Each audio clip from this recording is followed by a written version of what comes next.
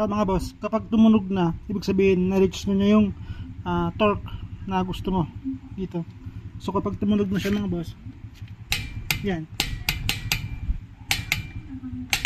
ibig sabihin na-reach na niya yung designated na torque na nilagay mo mga bossing.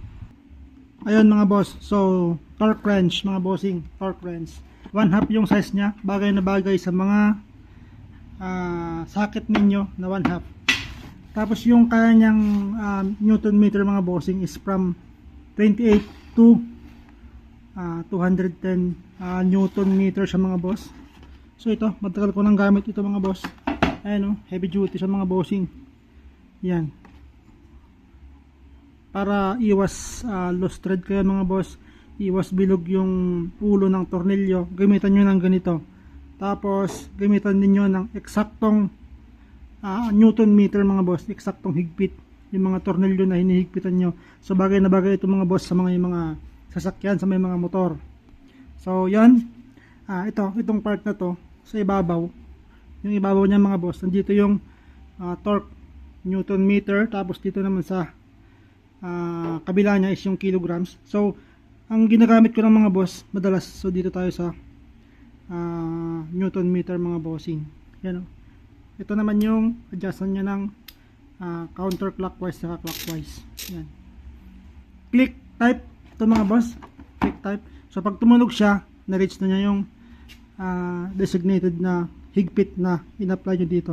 So dito lang mga bossing, luluwagan nyo lang to pag i-adjust nyo. Halimbawa mga boss, is ang i-adjust nyo is 100 newton meter.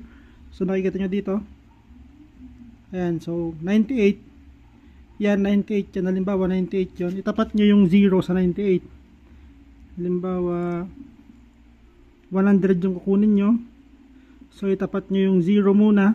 Pag nakatapat ng ganyan mga boss, yan, pag nakatapat ng ganyan, so ang kailangan nyo na lang is 2 para maging 100. So dagdagan nyo ng 2. Yan, yan na siya, so 100 na yan, 100 newton meter na yan. Kung halimbawa naman 120 or 110, so halimbawa 110, so 98 kailangan nyo pa ng 12, so dagdagan natin ng 12. Yun, yan, so 98 plus 12 is 110. Ganun lang mga boss, set yung ganito. Tapos pagka nalagay nyo na doon, pwede nyo nang higpitan dito. So yan, ang ganda pa mga boss nitong hard case nya. Ayan o. So handy siya. Pwede nyo ilagay sa toolbox ninyo, sa likod ng sasakyan. Pwede ito mga boss. Ayan o.